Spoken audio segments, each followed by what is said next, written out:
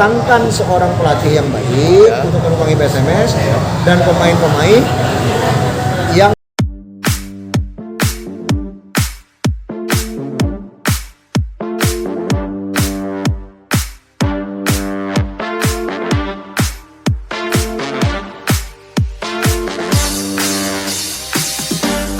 Halo, dengan Rocky Skampel 23 yang hijau kali.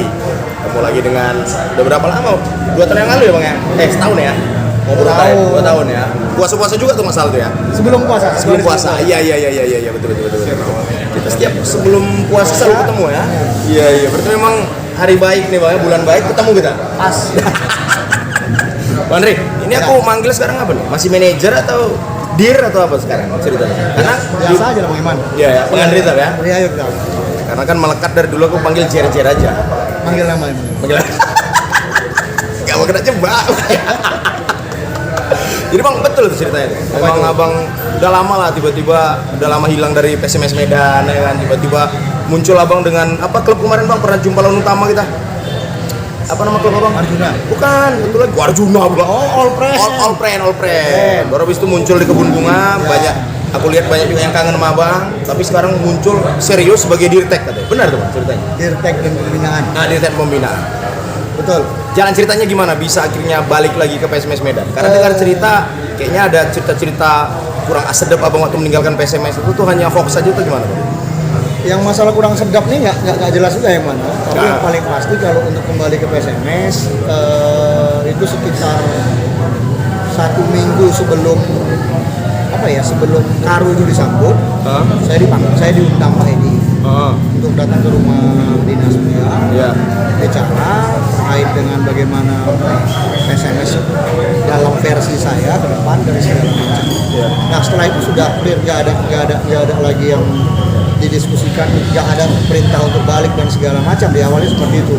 Nah tatkala Karu kemudian diundang, Karu diundang untuk setelah juara itu. Pagi itu saya ditelepon untuk hadir ke rumah dinas kembali. Saya hadir sebagai undangan untuk menyambut Karu karena di situ juga ada Bang Ucok, teman kan ada Bang Soeharto dan segala macam. Kemudian rupanya Presiden Karu juga Pak Theo datang kan? Ada juga Pak Theo kan. Setelah itu setelah acara Karu itu ada diskusi dengan beliau. Lalu Pak Edi mengatakan bahwasanya telah ada RUPS. Telah ada RUPS. Nah, kemudian dia minta saya mengisi salah satu jabatan yang ada di dalam PSMS Medan, Kalimantan dalam hal ini ya. Nah, kemudian disuruhlah saya atau dimintalah saya untuk menjadi direktur tekniknya di situ. Nah, karena 2017 jabatan yang sama yang pernah saya emban juga adalah sebagai direktur teknik tatkala sama Kang Jajang di 2021 yang akhirnya mundur itu Bang Iman. Nah, itu juga memiliki innerlich samenhang dalam bahasa Belandanya atau memiliki hubungan yang pas. Saya pernah menjabat di situ, jadi bukan yang pertama, jadi bukan hal yang baru bagi saya untuk menjadi direktur teknik di PSMS. Jadi saya iakan, insyaallah tanpa ada embel-embel, tanpa ada iming-iming ya. Kita insyaallah berbuat untuk PSMS dan mudah-mudahan bisa sesuai dengan target. Siap. Jadi bisa dikatakan Pak Edi lah langsung menunjuk Abang ya Bang ya? Meminta lah ya. Meminta kesediaan saya untuk membantu PSMS tahun ini. Latar belakang beliau ada nggak disampaikan beliau? Tentunya kan ada pertimbangan karena mungkin sosok tangan dingin Andre Mahyar berhasil memberikan prestasi Piala Kemerdekaan atau gimana kira-kira? Nggak ada yang begitu gamblang beliau sampaikan. Beliau hanya menanyakan Andri kira-kira dalam benakmu PSMS ini bagaimana? Itu dia. Apa yang mesti dibenahi dan segala macam. Bang. Saya juga kaget pada saat di telepon itu untuk hadir karena kan kami sudah tidak punya komunikasi sejak 2018 saya keluar itu. Tidak pernah ada komunikasi, tidak pernah ada kontak, tidak pernah ada apa-apa. Tiba-tiba saya ditelepon di sore hari itu 1 minggu sebelum itu bicara soal itu. Jadi saya gambarkan PSMS itu yang kemarin menurut saya hanya kurang beruntung. Hanya kurang beruntung. Nah, kemudian ada beberapa hal yang harus diperbaiki menurut persepsi saya. Sebagaimana yang mungkin di Sikambal juga sudah saya ceritakan. Nah, walaupun mungkin tidak bisa secara spontan, tidak bisa secara ujuk-ujuk saya melaksanakan 5 pilar yang saya bilang kemarin itu secara sekaligus sekarang. karena harus pelan-pelan dan segala macam bekerja sama dengan teman-teman yang lain. Iya, Bang. Nah itu saya gambarin kepada Pak Edi, saya jelasin bagaimana persepsi saya, bagaimana pemikiran saya soal PSMS Medan. Ya beliau mungkin tertarik, beliau meminta saya untuk bergabung ke PSMS. Tapi saya mengatakan ke beliau, kaitan dengan teknis saya tidak mau dicampuri oleh siapapun. Iya. Nah bahkan mohon maaf, tapi oleh siapapun saya tidak dicampuri. Saya punya tim teknis sendiri untuk PSMS Medan, untuk melakukan pembinaan, punya program sendiri untuk PSMS Medan. Nah itu yang saya sampaikan ke beliau. Nah sejauh ini sih memang berjalan setelah hampir 1 bulan. Sudah 1 bulan saya ditunjuk sebagai direktur teknik. Ada progres kerja sudah kita lakukan, termasuk hal-hal yang baru belum pernah dilakukan PSMS hari ini kita lakukan. Dalam hal rencana penunjukan pelatih, pemain dan yang lain-lain. Sejauh ini Edi Rahmayadi sama sekali tidak pernah melakukan intervensi apapun kepada teknis. Oke. Bahkan itu di garis bawah ya, teman-teman. Tidak pernah sama sekali. Bahkan yang paling asiknya kali ini mungkin, mudah-mudahan itu terus berjalan sama. Manajer yang ditunjuk hari ini kan Bang Mulyadi ya. Bang Mulyadi Simatupang kembali ditunjuk. 3 kali lah beliau berturut-turut hat-trick lah ini ya. Insya Allah yang ketiga Liga 1. Amin. Insya Allah yang ketiga Liga 1. Nah, Bang Mul sendiri juga hari ini menunjukkan profesionalitasnya dengan sama sekali tidak masuk ke wilayah teknis. Tidak masuk ke wilayah teknis. Nah, saya memang selalu diskusi dengan Bang Mul untuk hal itu. Itu yang membuat asik kali ini kan. Nah, teman-teman di dalam manajemen hari ini juga sudah sama-sama tahu lah bagaimana kerjanya yang harus dia lakukan. Walaupun kemarin sempat kena bantai juga, ya kan, terutama ada beberapa nama, termasuk kalau di Waspada nama saya ada oleh abang-abang saya yang di Mantan. Alhamdulillah Bang, nggak ada masalah. Nggak ada masalah, aman. Nggak ada masalah. Kalau ini dipertanyakan soal lisensi, saya nggak perlu menunjukkan lisensi, saya cuma jawab Bang 2017 saya udah di tag. Nggak mungkin dong tiba-tiba. Itu sih. Dan 2017 saya udah di bench. Betul. Itu kira-kira. Jadi saya nggak perlu. Ini loh lisensi saya nggak perlu. Anda silakan flashback di 2018 Piala Presiden. Andre Mayer sudah di tag untuk persiapan Liga 1. Nah itu sudah clear. Itu di screenshot Pak Bahu juga. Ada. Kalau dia memang ngefans sama saya itu. Kelihatannya begitu. Hari Minggu kemarin dia? Nggak jadi. Memang si Bibi ini bacot aja. Walah. Karena kami Sabtu jumpa, dia bilang dia, "Le, aku hari Minggu jumpa AMM aku buat ya. AMM apa dulu nih? Nanti makanan." Ayam apa lagi AMM nih? Mereka datang dia? Belum. Astaga Bibi, pasang DP, tapi nggak jadi. Ya Allah, bacot aja Bibi ini. Besok kayaknya dia datang tuh besok. Iya, siap. Oke. Terus Bang, akhirnya mohon maaf lah Bang, banyak orang bilang kan, kalau aku pribadi ya Bang, melihat Pak Mul lah, sosok Pak, itu kan menurut aku total Bang. Untuk PSMS Medan tuh total beliau, walaupun ya memang rezekinya belum. Nah, apakah mungkin Pak Edi melihat ada perlunya abang yang mantan manajer yang berhasil memberikan gelar dikombinasikan dengan yang hampir menang atau gimana? Ada nggak gitu ngomong? Nggak ada Pak Edi bicara seperti itu. Nggak ada ya? Ada. Beliau hanya bilang tolong bantu PSMS tahun ini. Itu aja ya? Hanya tolong bantu PSMS tahun ini. Dan kalau terkait dengan Bang Mul, saya manggil abang ya, Bang Mul. Bukan hanya sekarang. Mudah-mudahan sampai ke depan juga Bang Mul nggak berubah. Bukan hanya sekarang. Dia total dari dulu saya pernah bilang sama Bang Iman juga, di Isi Kambal 2 TV, Bang Mul itu orang baik, saya pernah bilang. Di mata saya, di mata saya beliau orang baik. Perkara ada orang yang tidak suka mengatakan beliau tidak baik dan segala macam, itu kan pandangan atau gambaran dari orang lain. Nah, sejauh ini saya belum melihat Bang Mul ada melakukan kesalahan dalam pengelolaan. Ya kalau kekurangan, kita juga dulu kurang. Nah itulah yang diperlukan, kita saling melengkapi. Nah, sejauh ini sih bagi saya Bang Mul total. Per hari ini 1 bulan ini kita terus koordinasi sampai jam 10, jam 11 malam koordinasi. Kadang-kadang rapat-rapat dadakan itu sering kita lakukan dan Bang Mul itu selalu hadir. Bahkan Pak Direktur juga hadir. Nah beliau juga total. Jadi hari ini teman-teman tuh total semua. Sudah tahu tupoksinya apa yang mau mereka kerjakan. Jadi enaknya di situ. Jadi saya nggak lagi harus berteriak-teriak lagi. Bang Mul sudah tahu apa yang dia lakukan. Mohon maaf. 2 asisten manajer, ada Fuad, ada Bang ada Fuad di Jakarta. Fuad sudah jalan kemana-mana. Nah kemudian ada Bang ini ya, Bang Nanda Ramli. Nah kemudian satu lagi ada Bang Albert. Iya. Saya tahu, saya ketemu Bang Albert kemarin, saya ngobrol, beliau juga tahu apa tupoksinya. Nah, di jajaran direksi sudah banyak juga program-program yang ingin dilakukan dari bisnis, semua. Mudah-mudahan bisa berjalan lah. Mudah-mudahan bisa berjalan. Nah, yang kita harapkan, ayo semuanya kita sama-sama mendukung. Kalau ada perbedaan pendapat, Andri Mahyar selalu terbuka. Ya. Kapan saja kita mau diskusi, kita siap. Nah, tentang pengelolaan sepak bola, ayo kita diskusiin. Jadi kita tidak pernah antipati dengan siapapun, terutama dengan abang-abang saya yang ada di Thailand. Hari ini kan memang, ayo kita diskusi apa yang menjadi kekurangan Andri Mahyar, tolong diberikan Masukan. Siap. Jadi intinya abang juga open minded sebagai anak milenial juga ya bang, sebenarnya masih milenial ya? Iya. Masih milenial ya. Bulan 11 baru 40 bang. Iya.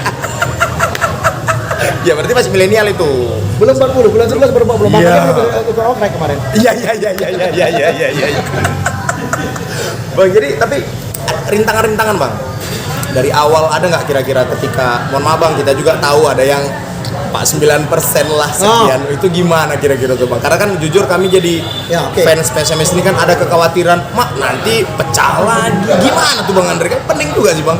Ya sebenarnya ini bukan ranah saya yang jawab, ini ranahnya Bas Bambang Abimanyu, dan saya juga tidak ada di dalam RUPS, tidak terlibat dalam RUPS. Tapi pada kebetulan ini adalah bidangnya saya. Oh iya juga ya, hukum-hukuman juga lah ya. Hukum korporat, hukum korporasi. Jadi saya melihat berkas-berkas yang ada. Iya. Setelah, jadi RUPS sudah duluan bukan? RUPS duluan baru saya dipanggil nih. Jadi saya klarifikasi itu dulu. Karena pernah ada satu supporter yang nelfon saya mengatakan, Bang, kabarnya abang yang inisiator ya. Yang gue dengar inisiator. Ya. Wah, kalau saya bisa menginisiasi enak juga dari kemarin-kemarin gitu. Ya kan? Kalau itu enggak. Tidak sama sekali sama sekali tidak. Saya membaca berkas-berkas sebelum saya menerima tawaran untuk menjadi dirtek.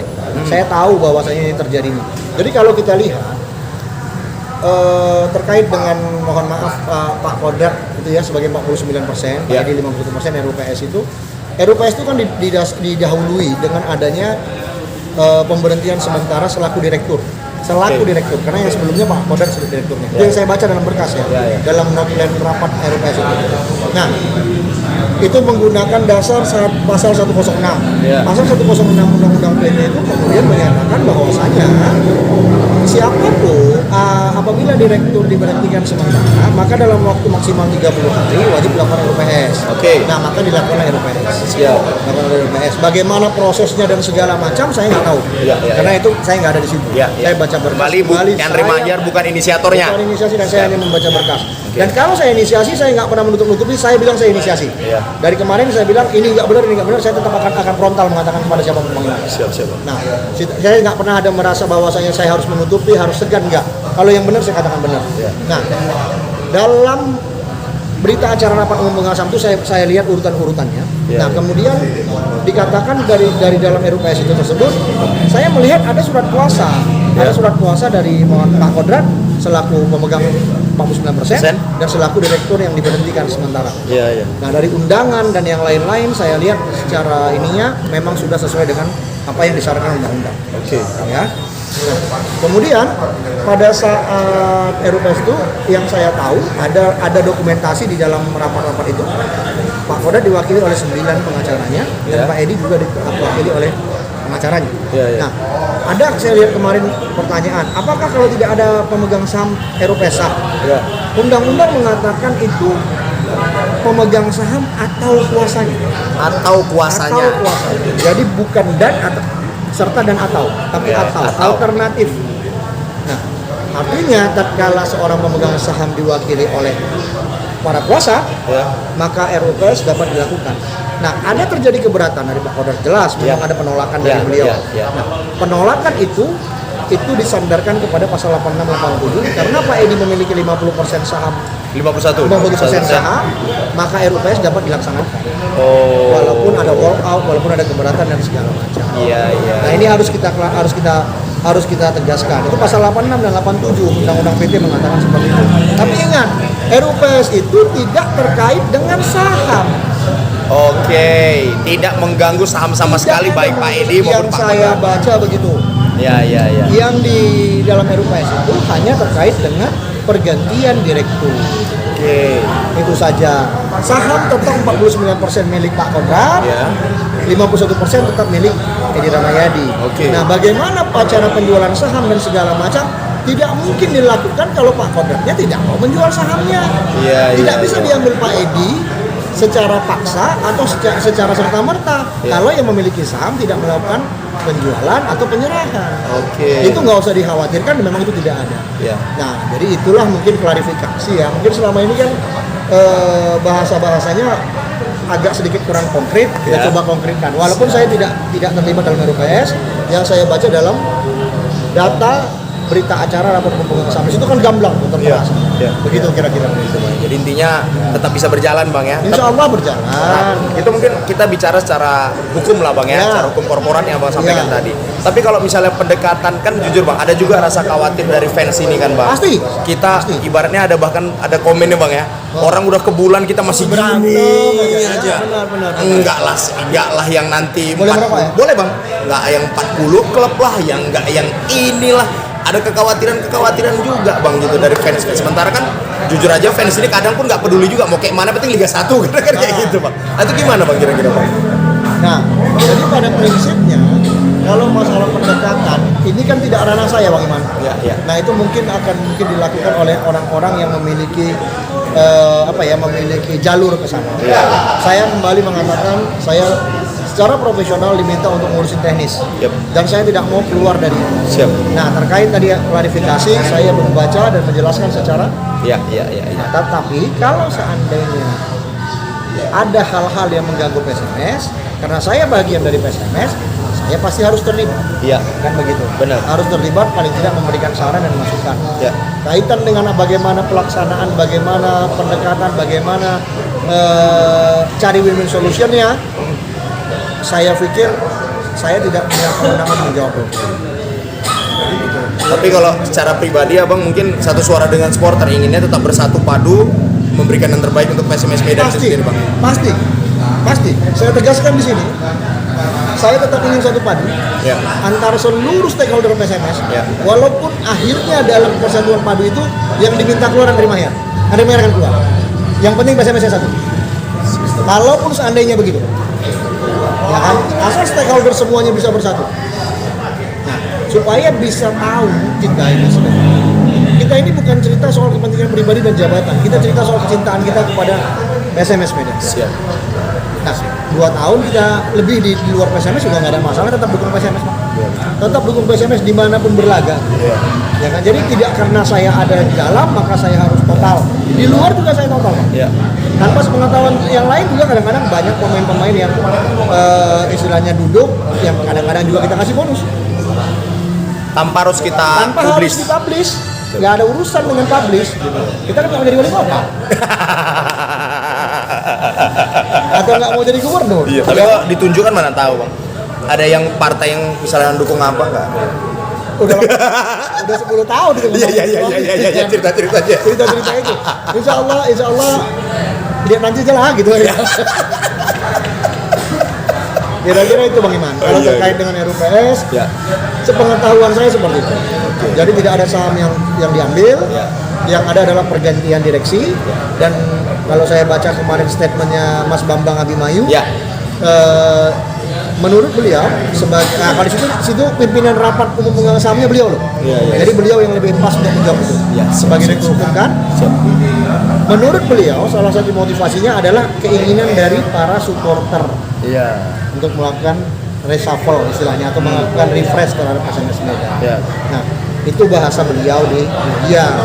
Tapi saya tidak mau masuk ke dalam ranah itu. Ranah kita adalah bagaimana bisa mendatangkan seorang pelatih yang baik untuk menukangi PSMS dan pemain-pemain yang mumpuni untuk mengisi skuad PSMS. Ya. Walaupun sebenarnya kalau ditanya ke saya, apakah memang target tahun ini Liga 1? Target PSMS Medan Liga 1.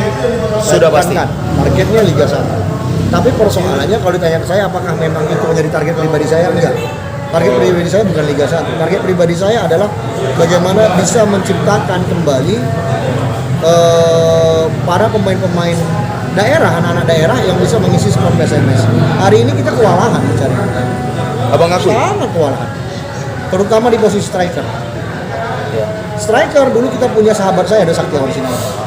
Ya kan? Baru kita telepon juga tadi. Baru tahu tadi. Saktiawan Sinaga, kemudian di gelandang ada Wiji, ada Gimin. Nah, ini kan sekarang sudah sangat payah kita, sulit mencarinya. Banyak teriakan. Kenapa mesti impor pemain? Dari Kenapa Jawa, impor segala macam? Mana medannya nggak ada. Kalau ada pun sekarang ada di beberapa klub yang ada. Mereka sudah dikontrak 2 tahun 3 tahun. Benar. Kita katakan yang di Persita itu siapa namanya? Saya lupa. Agung. Bukan gelandang. Kemarin sempat masuk dalam radar kita juga, tapi ternyata ada 2 tahun. Kemudian di Rans tuh ada siapa? Sule juga dikontrak 2 tahun kan. Nah kemudian Rico langsung saya telepon Rico loh. Untuk Rico Simanjuntak saya langsung telepon Rico, silakan klarifikasi sama Rico. Rico membahasakan dia dikontrak 2 tahun. Begitu juga Nathanael Siringo Malaysia di apa? Kelantan ya? Di Kelantan FA. Kebetulan di situ pelatihnya Coach Yoyo juga. Mantan dari PSMS. Saya telepon Coach Yoyo untuk minta Nathanael. Beliau juga dikontrak malah udah 3 tahun. Menurut Coach Yoyo begitu. Jadi makanya menurut Coach Yoyo nggak mungkin dilepas kalau dia. Nah kita sudah lakukan negosiasi kepada pemain Medan. Bang, ini langsung lah bicara tupoksi Dirtek, Bang. Jadi pelatih gosip-gosipnya dari Bali. Udah bisa disampaikan tuh atau masih kita pakai inisial nama aja? Kita tunggu aja. Sial. Karena kan ada bilang dari Bali lah, yang dari Jawa lah, yang pasti dari Malang. Dari Malang ya? Yang pasti dari Malang. Iya. Panjang lah itu tadi kata-kata. Dari Malang. Tapi beliau yang dari Malang ini udah mau kapan kira-kira diperkenalkan ke fans ini, Bang? Segera ya. Jangan menjadi kejutan, Bang ya. Banyak kejutan. Biarkan itu menjadi tupoksinya manajer Pak Mulyadi ya dan direktur operasional. Ya. Untuk melakukan pengumuman itu. Siap.